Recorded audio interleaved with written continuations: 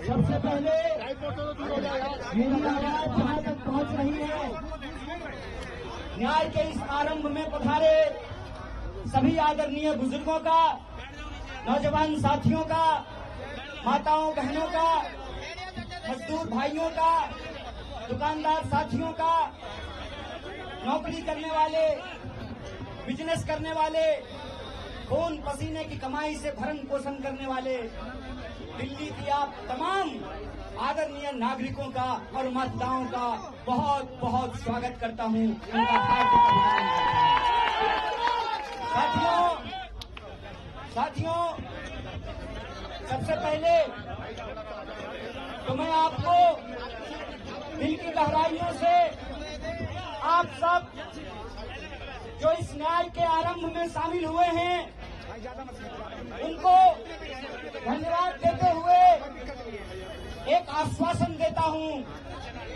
जब हम कहते हैं कि ये न्याय का आरंभ है, तो ये आरंभ तब तक अंजाम पर नहीं पहुंचेगा जब तक हम अन्याय को हरा नहीं देते हैं, अन्याय को पराजित नहीं कर देते हैं।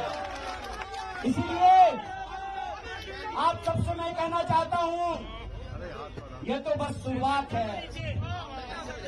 एक नेता है देश में, कहते हैं कि टेलर दिखाएंगे, साहेब हम आपको असली सिनेमा दिखाएंगे, हम आपको असली सिनेमा दिखाएंगे, हम आपको असली सिनेमा दिखाएंगे, क्योंकि मेरा नाम कन्हैया है और भगवान श्री कृष्ण का जन्म जेल में हुआ था। आपने हमको जेल में डाला। आप इस देश के विपक्ष के मुंह पर ताला लगाना चाहते हैं, विपक्ष के नेताओं को जेल में डालना चाहते हैं। जब आपने हमको जेल में डाला था उसी तिहार में, तो वहां से निकल करके हमने इस देश की सत्ता को चुनौती दिया था। हमने कहा था कि जब तक जेल में चना रहेगा आना जाना लगा रहेगा। याद रखिएगा, याद रखिएगा, ये वो देश है कि हम सहते भी हैं और जब पानी सर से ऊपर उड़ जाए तो अपनी पूरी ताकत से उसके खिलाफ लड़ते भी हैं।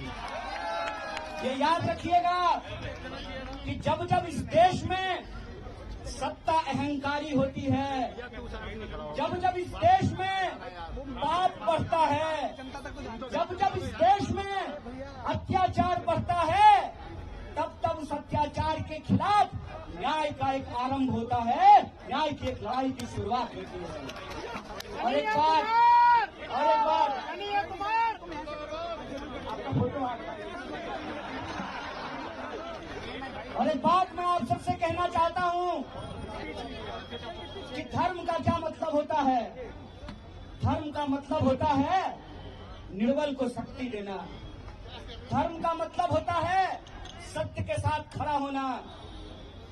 कृष्ण जेल में पैदा हुए, चाहते तो सत्ता की तानाशाही के सामने झुक करके मामा कंस के दरबार में अपने लिए एक सीट पक्की कर लेते हैं।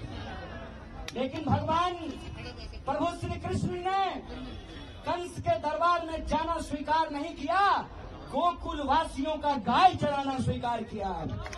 इसीलिए आज जब मैं आपके बीच खड़ा हूं, ये इतिहास का एक शानदार संयोग है।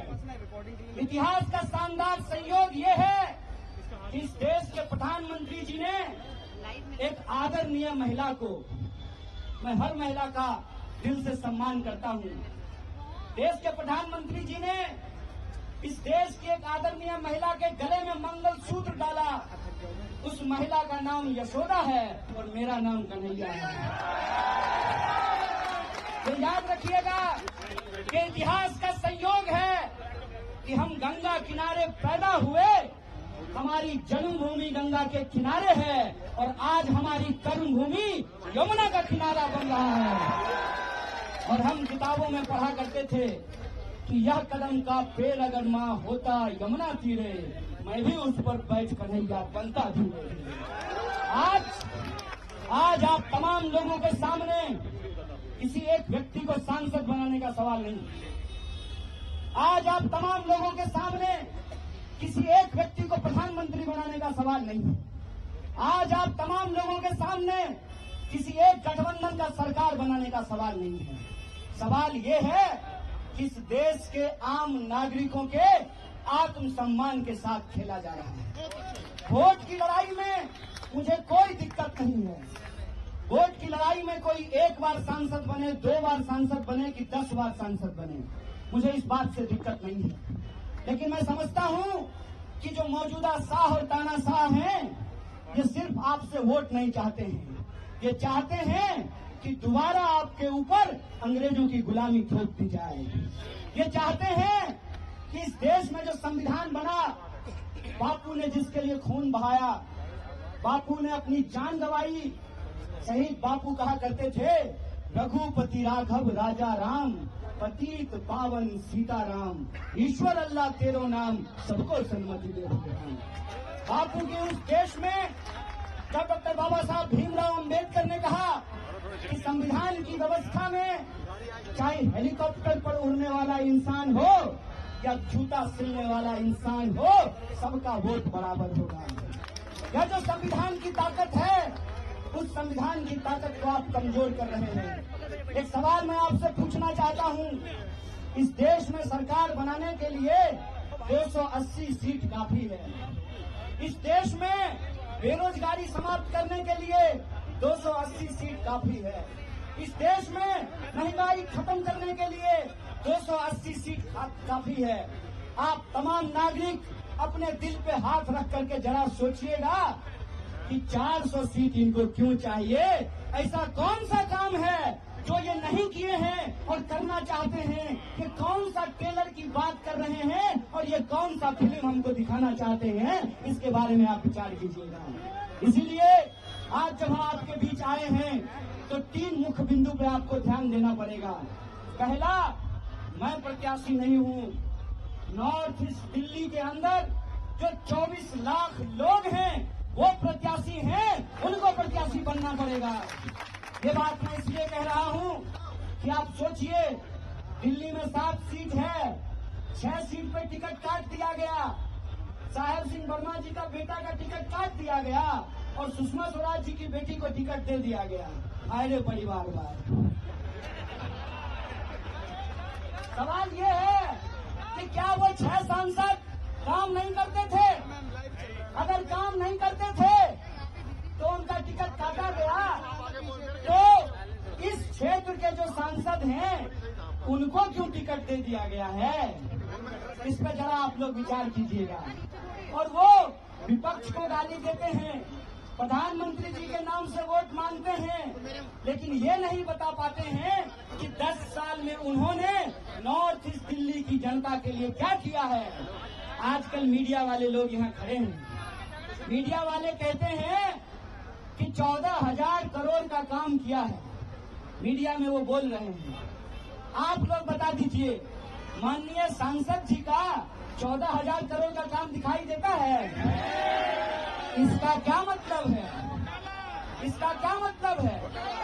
या तो सरकार ने 14,000 करोड़ रुपया दिया नहीं, या 14,000 करोड़ अगर रुपया दिया तो उसका हुआ क्या? उसका हुआ क्या? तो जब वोट मांगने आएंगे तो माननीय सांसद से पूछिएगा, सांसद जी बताइए 14,000 करोड़ में कितना जीरो होता है? क्योंकि 10 साल में तो आपने सिर्फ जीरो ही दिया है। और दूसरी बात, ये आपके आत्मसम्मान की लड़ाई है। 6 सीट पे कैंडिडेट बदल दिया, आपका कैंडिडेट क्यों नहीं बदला? क्यों? क्योंकि उनको लगता है कि चुनाव के वक्त माननीय सांसद महोदय आएंगे, थोड़ा मनोरंजन करेंगे और वोट लेकर के चले जाएंगे। ऐसा होगा क्या? ऐसा आप होना देना चाहते हैं? इसीलिए मैंने कहा कि मैं कैंडिडेट नहीं हूँ। आपको अपने हक और अधिकार के लिए नॉर्थ ईस्ट दिल्ली में रहने वाले जो आम लोग हैं, अपने आत्मसम्मान के लिए इस बार प्रत्याशी बनना पड़ेगा। आपको चुनाव लड़ना पड़ेगा। बोलिए, चुनाव लड़ेंगे? आप सब प्रत्याशी हैं ना? आप सब एमपी हैं ना? तो अभी एक मीडिया वाले पूछ रहे थे कि कुछ नेता नाराज हैं। नेता नाराज हो जाए तो हो जाए मैडम, जनता नहीं नाराज होना चाहिए। और जनता जिससे नाराज हो जाती है ना, कितना भी सेटिंग गेटिंग कर लीजिए, ऐसा परसेंटेज बढ़ाएंगे ना नॉर्थ ईस्ट दिल्ली के लोग कि सब सेटिंग घर में ही रखा रह जाएगा। और आखिरी बात ये कि मेरी कहानी और आपकी कहानी बहुत अलग नहीं है। जब मैं पहली बार दिल्ली में सांसद का प्रत्याशी बना कांग्रेस पार्टी की ओर से, इंडिया अलायंस की ओर से, तो सबसे पहली प्रतिक्रिया आई कि मैं बाहरी आदमी हूं। बोलिए, बिहारी आदमी को बाहरी कहना ही कोई नया बात है? बिहारी को तो बाहरी कहते हैं ना जी। लेकिन याद रखिएगा कि बिहारी जिसको आप बाहरी कहते हैं, वो अगर आता नहीं तो आपका रोड नहीं साफ हो पाता, आप टेम्पू पे नहीं चढ़ पाते, आपकी सड़कें नहीं बनती, आपका बिल्डिंग नहीं बनता। और हम खाली मजदूरी नहीं करते हैं, हम गृह मंत्रालय जहाँ जैसा के पप्पा बैठते हैं वहाँ सेक्रेटरी भी बनते हैं। और ये इस देश के संविधान की ताकत है कि एक आंगनबाड़ी का बच्चा भी पीएचडी करके ऑल इंडिया रैंक 1 ला करके अपने नाम में शान से डॉक्टर कन्हैया कुमार लगा सकता है। ये इस देश के संविधान की ताकत है। इसीलिए मैं आप सबसे ये अपील करता हूं, आप जानते हैं कि नॉर्थ ईस्ट दिल्ली में 10 विधानसभा है और हमारे पास कोई साधन संसाधन नहीं है। हमने जो है कोई दवा बनाने वाली बेईमान कंपनी से इलेक्टोरल बॉन्ड से चंदा नहीं लिया।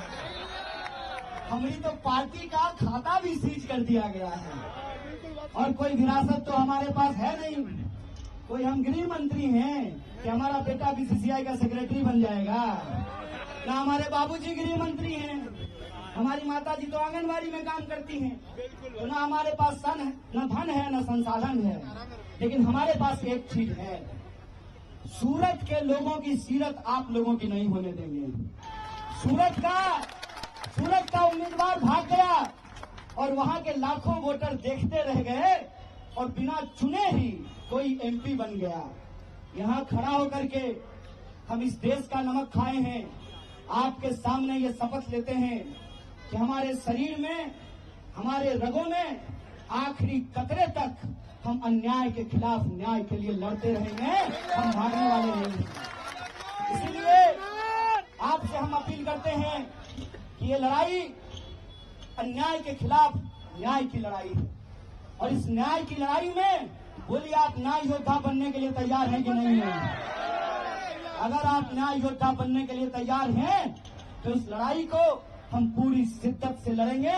आप अपनी आखिरी सांस तक लड़ेंगे, आपने आखिरी खून के बूंद तक लड़ेंगे, इस बात को याद रखिएगा। और सबसे आखिरी चीज, आज अगर इस मंच पे खड़ा होकर के प्रत्याशी बन करके मैं अगर भाषण दे पा रहा हूं, सरकार के आंख में आंख डाल करके मैं सवाल पूछ रहा हूं, उनकी टैंकों से नहीं घबरा रहा, उनकी ईडी से नहीं घबरा रहा, उनकी बंदूकों से नहीं घबरा रहा, उनकी जेल से हमको नहीं डर लग रहा, क्योंकि हमारे पास संविधान की ताकत है। इसीलिए आज की नामांकन रैली में हम हाथ में प्रस्तावना लेकर के आए हैं।